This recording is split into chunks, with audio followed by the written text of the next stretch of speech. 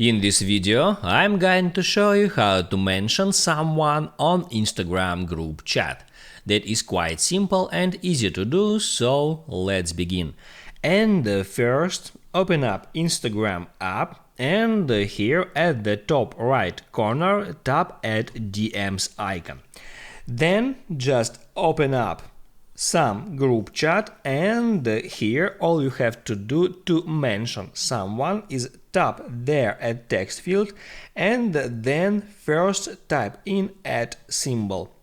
It shows up different persons from that group and from that list you can select some person and then you can start typing your message for that person and then you can just hit send to send it to group chat. When you send that message, the person that you have mentioned will be notified about it and also other persons from that group chat will know that this message addressed to that specific person.